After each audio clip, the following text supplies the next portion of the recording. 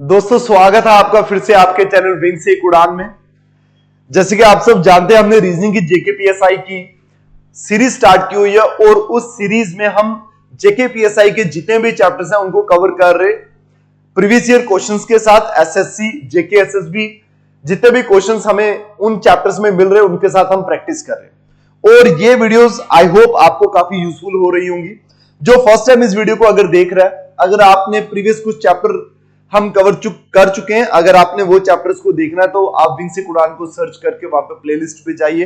Reasoning की playlist आपको दिखेगी, वहां पे आप जो हमने लास्ट लेक्चर्स को कवर किया वो आप कवर कर सकते हैं वहां से। ठीक है, तो हमने स्टार्ट किया था सीटिंग अरेंजमेंट का चैप्टर और सीटिंग अरेंजमेंट में 2 लेक्चर्स हमने कंप्लीट कर लिए।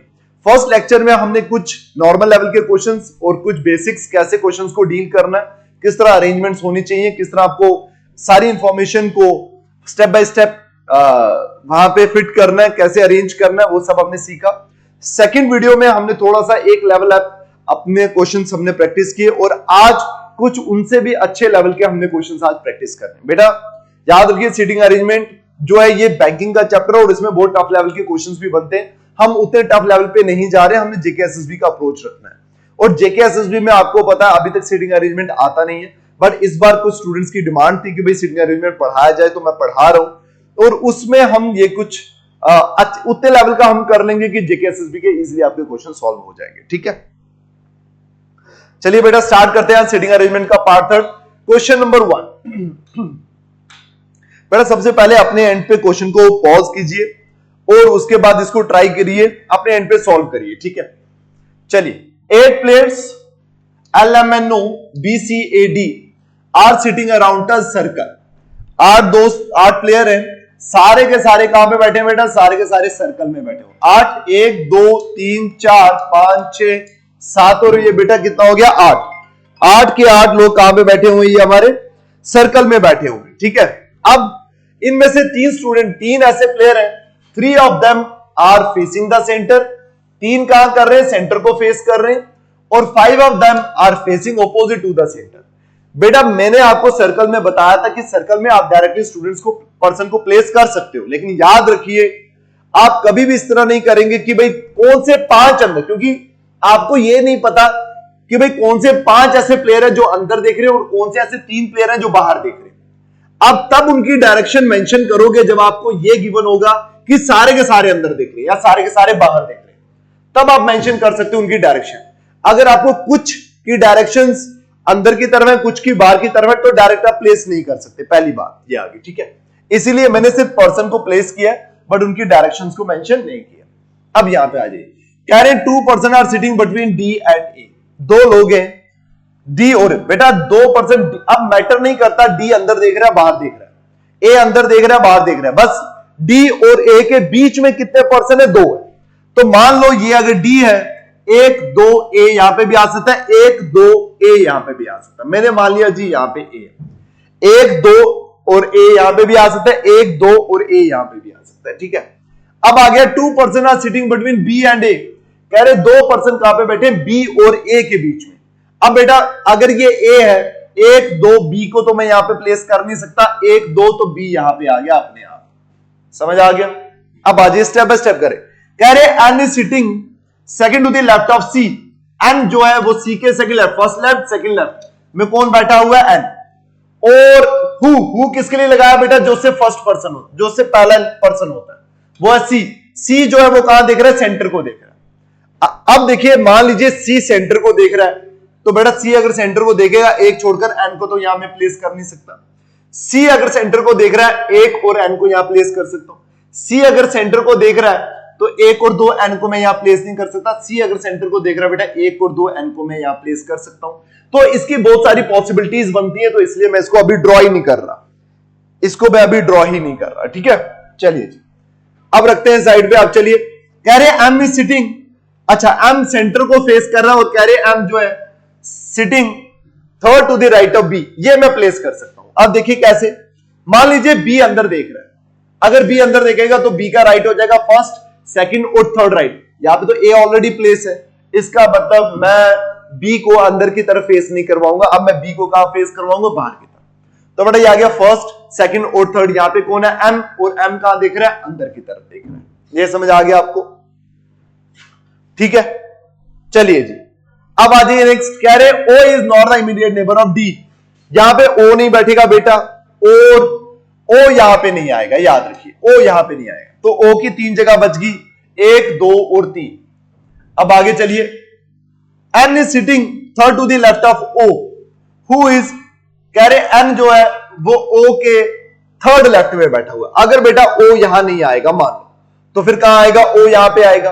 ओ अगर यहां पे आ गया तो ये आ गया फर्स्ट लेफ्ट, सेकंड लेफ्ट और थर्ड लेफ्ट में कौन आ जाएगा? एन आ जाएगा। अगर ओ मान लिया मैंने ओ यहां पे आ गया, और ओ को अगर मैंने अंदर की तरफ फेस करवाया, तो बेटा ओ के थर्ड लेफ्ट में बात कर रहा हूं मैं, अंदर की तरफ, first left, second left, third left, कौन आ जाएगा? एन आ जाएगा। और एन और सी का भी हमने रिलेशन पढ़ा कि सी के सेकंड लेफ्ट में कौन है? एन है। और सी कहां पे देख रहा है बेटा? सेंटर की तरफ देख रहा है। अगर मैंने सी को यहां प्लेस करवाया तो ये सी का राइट हो जाएगा। इसका मतलब एन यहां पे नहीं आएगा, जिस तरह ये बैठा हुआ है, जिस तरह ये बैठा हुआ है। ठीक है, ओ को मैं यहां पे प्लेस नहीं कर सकता, इसलिए अभी छोड़ दीजिए, इन दोनों को छोड़ दीजिए। हम आगे चलते हैं। ठीक है, आगे चलते हैं। चलिए, कह रहे हैं अब कितने पर्सन अंदर देख रहे हैं? अभी एक ही एम। ठीक है, एम और सी हमें मिल गए, ये 2 पर्सन है जो अंदर की तरफ फेस कर रहे हैं। ठीक है, ठीक है जी। अच्छा, O who is second to the right of L. O जो है वो एल के सेकंड राइट में है, फर्स्ट राइट सेकंड राइट में कौन है? ओ। और ओ एल जो है वो कौन देख रहा है? बाहर की तरफ देख रहा है। एल बेटा बाहर की तरफ देख रहा है। एल अगर बाहर की तरफ देखेगा, मान लो ये एल है, और एल अगर बाहर की तरफ देखेगा, फर्स्ट राइट ये आ गया, सेकंड राइट ये आ गया, ये समझ आया? अगर ये बाहर की तरफ देख रहा है L, first right second right में कौन आ गया? यहाँ पे ओ आ गया। ठीक है, चलो ठीक है जी, मान लिया। O is not N opposite to B and N. क्या बात, ये हम यहां पे ओ को प्लेस कर रहे थे, बट एक्चुअल में यहां पे ओ आ ही नहीं सकता। अब ओ की जगह बची 2, एक ये और एक ये। अब मान लो यार, अभी एल और ओ का रिलेशन आया, एल और ओ का रिलेशन आया। एल को मैंने यहां पे प्लेस किया, और बेटा एल देख रहा है बाहर की तरफ, तभी तो ये सेकंड राइट में बैठेगा ओ, फर्स्ट राइट सेकंड राइट में यहां पे बैठेगा ओ। क्लियर है?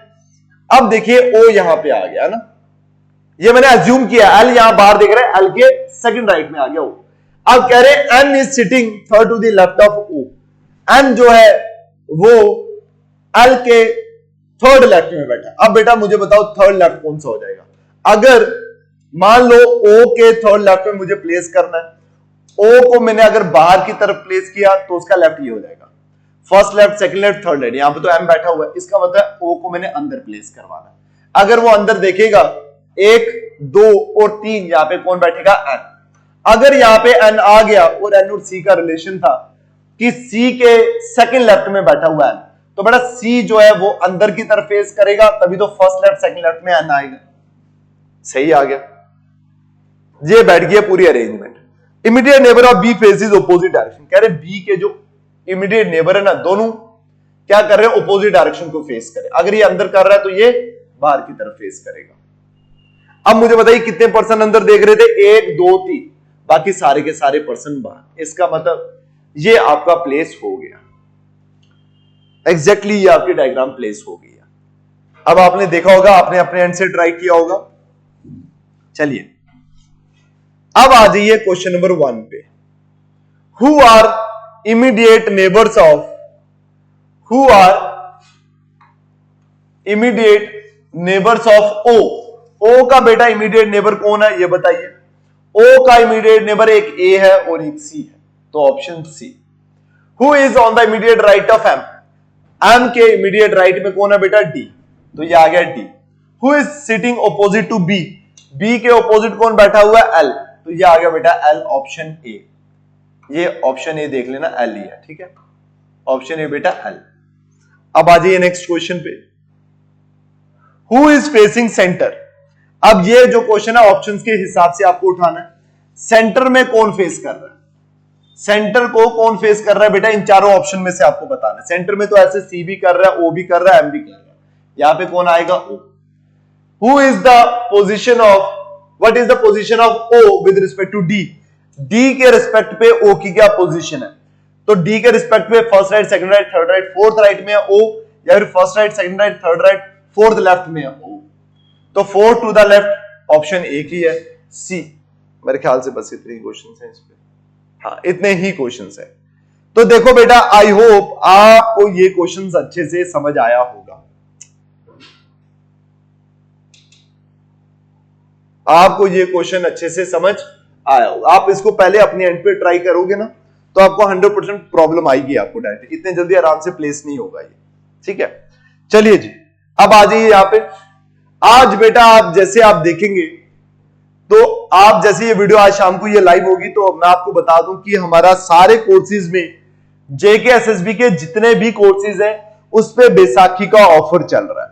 बैसाखी का ऑफर 60% है, यह लास्ट डे होगा आज का ऑफर का, जिसमें हम आपको 60% का ऑफर देंगे जितने भी कोर्सेज हैं, चाहे वो नायब तहसीलदार लाइव का हो, रिकॉर्डेड का हो, पटवारी लाइव का हो, रिकॉर्डेड का हो, जेके पीएसआई लाइव का हो, रिकॉर्डेड का हो, महापैक हो, टेस्ट सीरीज हो, जिसमें भी आपको करना आप जाके एक्सेस ले सकते हैं।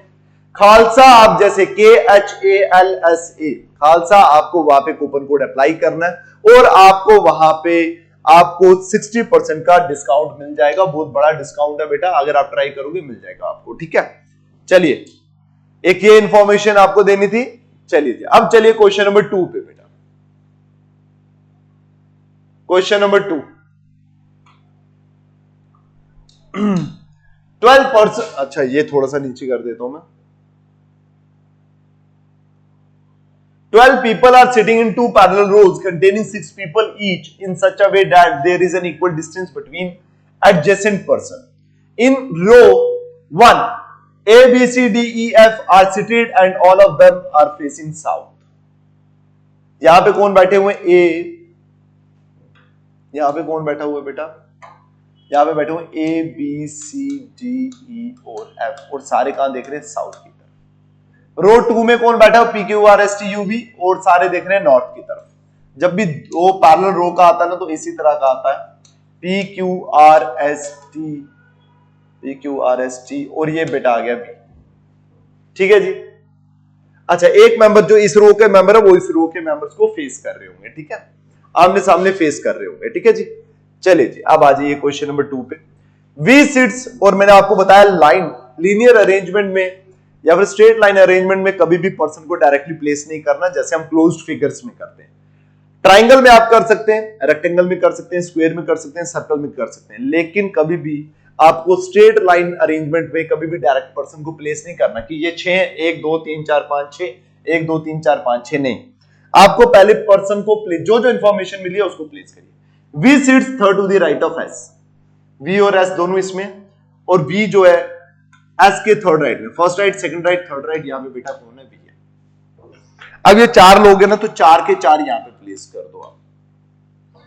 अब बचे 2 लोग, अब दोनों लोग एक इस साइड एक इस साइड आ सकता है, दोनों इस साइड आ सकते हैं, दोनों इस साइड आ सकते हैं, तो 3 पॉसिबिलिटीज बनती है। क्या? एक इस साइड आए, एक इस साइड आए, दोनों इस साइड आए, या फिर दोनों इस साइड आए, कोई भी पॉसिबिलिटी बनती है। तो हम पहले डायरेक्टली ड्रॉ नहीं करेंगे। कह रहे हैं S जो है वो F को फेस कर रहा है, यहां पे आ गया F। कह रहे हैं F does not sit at any of the extreme end of the line, F जो है वो किसी भी एक्सट्रीम एंड पे नहीं बैठा हुआ, तो मतलब इससे पहले एक यहां पे कोई होगा, ठीक है। अगर यहां पे बेटा 1 होगा तो यहां पे भी 1 होगा। अब आगे 5 रह गया 1, अब वो 1 यहां भी आ सकता है, यहां भी आ सकता है, याद रखना। अब आइए D sits third to the right of C और R faces C। कह रहे D जो है वो किसके राइट में बैठा हुआ है? C के राइट में। जब आप साउथ की तरफ देखते हैं ना तो आपका राइट वेस्ट की तरफ होता है। D किसके राइट में बैठा है बेटा? C के राइट में बैठा हुआ। अब देखो आपके पास क्या है, C को यहां प्लेस करो, फर्स्ट सेकंड थर्ड, यहां पे D को प्लेस नहीं कर सकते, इसका मतलब C यहां पे प्लेस नहीं होगा। C को यहां प्लेस करो, D को यहां प्लेस करो, C को यहां प्लेस करो, D को एक और लाइन बनाकर यहां पे प्लेस कर दो। तो मान लो मैंने C को यहां प्लेस किया और D को मैंने यहां प्लेस कर दिया, ये अजम्पशन है, पॉसिबिलिटी हो सकती है। पॉसिबिलिटी 1 बना लो इसको, पॉसिबिलिटी 1, और एक और आ जाओ यहां पे। चलो दोनों डायग्राम इस बार बना लेते हैं, थोड़ा सा इजी हो जाएगा। 1 2 3 4 5 अभी बनाइए, 1 2 3 4 और 5। पॉसिबिलिटी से काफी इजी हो जाता है। बार बार नहीं आना पड़ता वापस।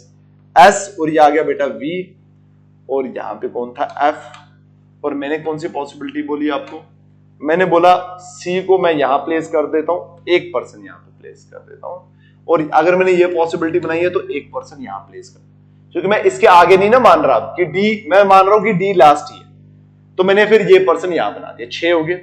बट यहां पे मैं क्या कर रहा हूं, 3 और 3 6, तो यहां पे मैंने डी को यहां प्लेस कर रहा हूं मैं एंड पे, ठीक है, ये पॉसिबिलिटी भी मानी। क्लियर है जी।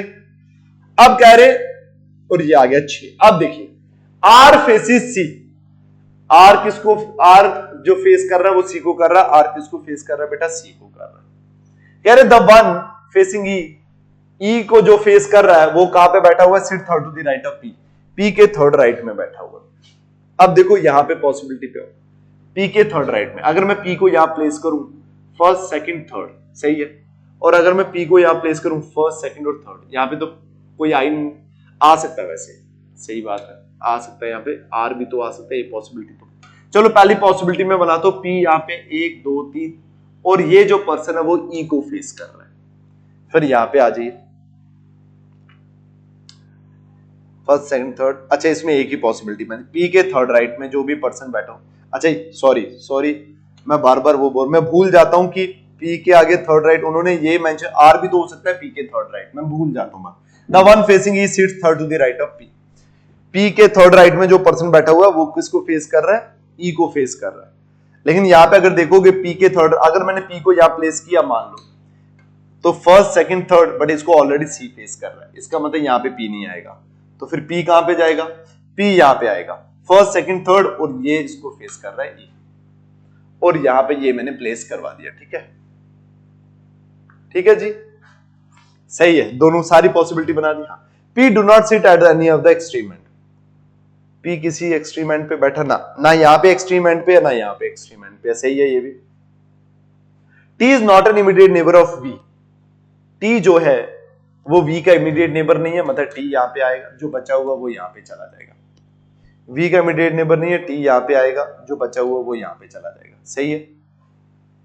कह रहे A is not an immediate neighbour of C, ये आपकी गलत होगी जी पॉसिबिलिटी, क्योंकि ए या फिर यहां बैठेगा या फिर यहां बैठेगा, बट इन्होंने कहा ए जो है वो सी का इमीडिएट नेबर नहीं है। देखो कभी भी आप सोचेंगे ना, एग्जामिनर ने अगर अच्छा क्वेश्चन डालना ना, उसको पता होता है कि स्टूडेंट की सबसे पहले अप्रोच क्या होती है, उससे सबसे पहले डायग्राम बनेगी क्या, तो यही डायग्राम हम सबसे पहली बार बनती है, तो वो उसी डायग्राम पे खेलता है, वो ये क्वेश्चन बनाने से पहले आंसर भी बनाकर देता है, उससे क्वेश्चंस बनाता है, तो उसको पता होता है बच्चा ये देखेगा यहाँ पे फंसेगा और अपना टाइम वेस्ट करेगा, डिमोटिवेट होगा, कॉन्फिडेंस लूज होगा, तो भाई गलत करके कुछ और हो जाएगा। बट यहां पे अगर देखोगे तो ये कह रहे हैं कि भाई जो ए है वो नेबर नहीं है किसका, सी का, मतलब ए यहां भी आ सकता है और बेटा यहां पे भी जा सकता है, दोनों में कहीं पे भी जा सकता है।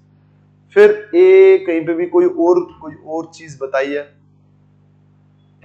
D sits third to the right of first second third, A यहां भी आ सकता है, यहां भी आ सकता है, और कुछ द वन फेसिंग, अच्छा ये लाइन तो हमने छोड़ ही दी, B and P do not sit at of the extreme end of the left, B यहां पे नहीं है बेटा, बी यहां पे आ गया, ए यहां पे, मैं तभी सोचूं इंफॉर्मेशन कोई इनकम्प्लीट, ये बेटा अब आपकी एक्चुअल में ये बनी है आपकी, ये साउथ ये नॉर्थ, ये बेटा वी, ये कौन है वी, ठीक है जी, ये समझ आ गया आपको, ये आपका बन गया T P S R Q V और D B F C E A, ये आपके डायग्राम कंप्लीट हो गए।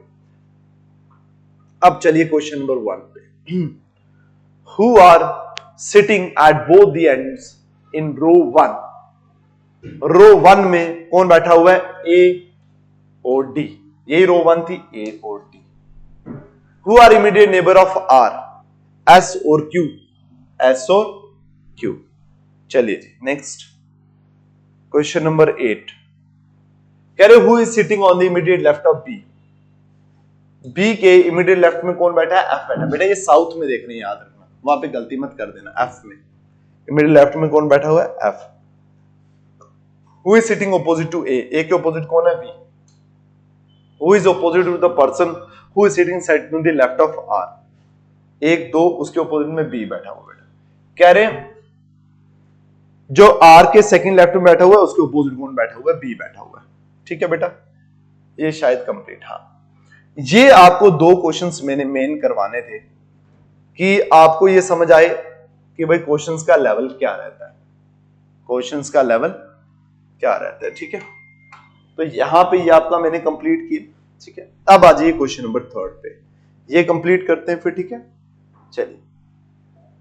A, B, C, D, E, F, G or H are sitting around a circle table facing the center in such a way that 4 of them corner or 4 sit in the middle of the 4 side। चलिए जी, अब आ जाइए कौन सा आ गया, ये square का। अब ये आ गया बेटा स्क्वायर, कह रहे facing the centre in such a way that 4 जो बैठे हुए वो कॉर्नर में बैठे हुए और 4 जो बैठे हुए वो मिडल में बैठे हुए, 4 और सारे के सारे सेंटर को फेस कर रहे, सारे के सारे सेंटर को फेस कर रहे।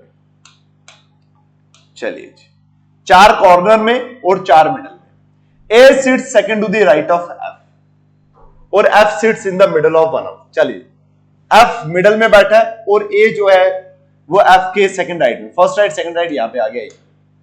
बहुत बढ़िया। G who does not sit at any of the corner, कह रहे जी कॉर्नर में नहीं बैठा, तो मतलब जी या फिर यहां बैठेगा या फिर यहां, मिडल में 2 ही जगह बच गई। और कह रहे हैं of the table sits second to the right of D.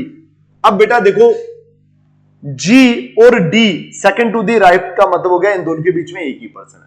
अगर G मिडल में बैठेगा तो मतलब D भी मिडल में बैठेगा, क्योंकि इन दोनों के बीच में एक ही पर्सन है। सेकंड राइट का मतलब होता है एक पर्सन छोड़कर अगला राइट, तो हम दोनों के बीच में एक ही पर्सन हुआ, तो इसका मतलब G या फिर यहां होगा या फिर यहां होगा, और D या फिर यहां होगा या फिर यहां होगा। अब बोल रहे only 2 people sit between D and B taken from one side, कह रहे D और B के बीच में सिर्फ 2 लोग होंगे।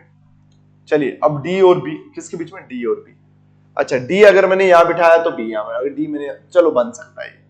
और कुछ आ जाए नेक्स्ट। अब आ रहा है C is not an immediate neighbour of D। अब मुझे G और D को प्लेस करना पड़ेगा, बस ये प्लेस हो भी जाएगा। ये मैंने थोड़ा सा यहां पे, बेटा ये प्लेस हो जाएगा। कैसे, क्योंकि बोला है G sits second to the right of D। अब देखो, अगर मैंने D को यहां प्लेस किया तो G यहां पे थोड़ी आएगा, क्योंकि G लेफ्ट हो जाएगा। इसका मतलब अब यहां पे आएगा D और D का फर्स्ट राइट सेकंड राइट यहां पे आ जाएगा G, ये डायरेक्ट प्लेस हो जाएंगे। कह रहे ओनली 2 पीपल बिटवीन D और B, कह रहे D और B के बीच में 2 लोग, मतलब B यहां भी आ सकता है, यहां भी आ सकता है, 1 2 B 1 2 B। अब आया C is not an immediate neighbour of G, C ना यहां पे होगा ना यहां पे होगा, इसका मतलब C यहां भी हो सकता है और C यहां पे भी हो सकता है। फिर इसका मतलब H sits second to the left of B, कह रहे हैं जो H है वो, ठीक है, अगर B यहां पे आया तो H यहां पे आ जाएगा, B यहां पे आया तो H यहां पे आ जाएगा, अगर B यहां पे आ गया तो C यहां पे चला जाएगा। ठीक है, सबको ठीक है। E is not an immediate neighbour of G और F, कह रहे हैं E जो है वो G का इमीडिएट नेबर भी नहीं है और F का इमीडिएट नेबर भी नहीं है, तो बचा E की एक ही जगह ही। अगर बेटा E यहां पे आ गया ना तो फिर C को यहां आना है, फिर C को यहां आना है, और बेटा अगर C यहां पे आ गया, B यहां आ जाएगा, H यहां आ जाएगा। क्वेश्चन खत्म। अब आपका ये भी क्वेश्चन कंप्लीट हो गया। ठीक है जी,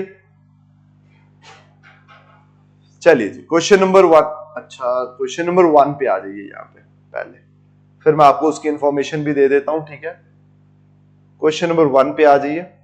who among the following seats in the middle of the side, चारों में से बताइए कौन सा जो है वो मिडल में बैठा है। बेटा डी है जो मिडल में बैठा है, एच भी कॉर्नर में, ई भी कॉर्नर में, सी भी कॉर्नर में। Who among the following sit at the corner, corner में कौन बैठा है, डी नहीं बैठा हुआ, ई, बेटा ई है जो वो कॉर्नर में बैठा हुआ है। चलिए जी, अब आ जाइए next question, question number 13। Who sits between E and H, E और एच के बीच में कौन बैठा है, डी, ये आ गया ऑप्शन बी डी। ई और एच के बीच में कौन बैठा है बेटा, डी, तो ये आ गया D. Who is opposite to D, कौन आ गया बेटा, F. If A and G interchange their places, who will be third to the right of F? A और G अगर इंटरचेंज करेंगे मतलब G यहां पे आ जाएगा और A यहां पे चला जाएगा, तो F के थर्ड राइट में कौन है, first right second right third. ये तो ये ना भी चेंज करते तब भी कोई दिक्कत नहीं थी, ये थर्ड राइट में E ही रहना था। ये ऐसे बस मैनिपुलेट किया होता है भाई किसी को कंफ्यूज करने के लिए कि भाई A और G इंटरचेंज कर दिया पता नहीं क्या हो जाएगा, कुछ भी नहीं। ठीक है, कुछ भी नहीं। चलिए ये आपका कंप्लीट हो गया। आज मैंने 3 ही क्वेश्चन रखे थे ताकि मैं आपको समझा दूं थोड़ा 3 क्वेश्चन कैसे कैसे ये बेटा डील करने। ये एक इंपॉर्टेंट चीज है। नायब का तहसीलदार का हमारा ऑफलाइन बैच बेटा स्टार्ट हो चुका है, जिसके डेमो क्लासेस चल रही है। आप डेमो क्लासेस ज्वाइन कर सकते हैं, कल ही आप आ सकते हैं डेमो क्लासेस अटेंड करने के लिए। मैं बेटा बता दूं सुबह 10 बजे हमारी डेमो क्लासेस चल रही है। 10 बजे ज्योग्राफी का कंपोनेंट चलता है, 11:30 पे रीजनिंग का कंपोनेंट चलता है, और अब इकोनॉमी का कंपोनेंट भी स्टार्ट हो जाएगा 1 बजे। तो बेटा ये सारी इकोनॉमी का ये तीनों क्लासेस चल रही है हमारी नायब तहसीलदार में। अभी सिलेबस नहीं आया हुआ, वैकेंसीज आउट नहीं हुई है, फिर भी हम पढ़ा रहे हैं क्योंकि कुछ पता नहीं जब आपको सिलेबस और वैकेंसी नोटिफिकेशन कब आउट हो जाए, तो बेटर है कि पहले पढ़ना शुरू कर दे। पढ़ ही रहे हैं ना यार, कुछ वेस्ट थोड़ी कर रहे हैं टाइम। घर पे बैठकर भी क्या कर लोगे, नोटिफिकेशन का वेट किए बगैर तो दिन ही वेस्ट हो रहे। तो बेटर है आकर कुछ ना कुछ सीख ही लो। इतने सारे बच्चे जो बैठे हुए हैं जो नोटिफिकेशन आने के बाद जागेंगे, आप पहले जाग जाओ, ज्यादा बेटर है। पहले जागा हुआ इंसान पहले सिलेबस कवर करता है ना, लेट तो उसको तो नुकसान कुछ भी नहीं है। पढ़ने का तो कुछ बेटा नुकसान होता नहीं है, अगर आप पढ़ लें एक्स्ट्रा तो, है ना, और जल्दी पढ़ लें तो कोई नुकसान नहीं है। बाकी आधे बच्चों को लगता है जी अभी नोटिफिकेशन आया नहीं है नायब तहसीलदार, ओ बेटा नायब का नहीं, नायब पढ़ोगे तो कम से कम इतना हम बेसिक फाउंडेशन जेके एसएसबी का तो पढ़ा रहे, कहीं ना कहीं तो काम आएगा आपको। चलिए ठीक है, तो इसलिए आप डेमो क्लासेस आप आकर अटेंड कर सकते हो। 10 बजे चल रही है हमारी डेमो क्लासेस। कुछ भी अगर गाइडेंस की जरूरत है, काउंसलिंग की जरूरत है, हमारे ये जो गिवन नंबर्स हैं इस पे आप कॉल कर सकते हो। 9 से 5 के बीच में कॉल करिए, आपकी क्वेरी को रिजॉल्व किया जाएगा, सॉल्व किया जाएगा। जितना भी आपकी काउंसलिंग गाइडेंस आपको जो भी जरूरत है हम दे सकते हैं। जरूरी नहीं हमसे पढ़ना ही है, गाइडेंस के लिए भी आप कॉल कर सकते हैं। ठीक है, अगर आपको वीडियोस पसंद आती हैं तो प्लीज लाइक, शेयर और सब्सक्राइब करिए हमारे चैनल को। आपके सपोर्ट की बहुत ज्यादा जरूरत होती है, जिससे मोटिवेशन रहता है। ठीक है बेटा, तो मिलते हैं नेक्स्ट वीडियो में। Till then take care, bye bye, thank you so much.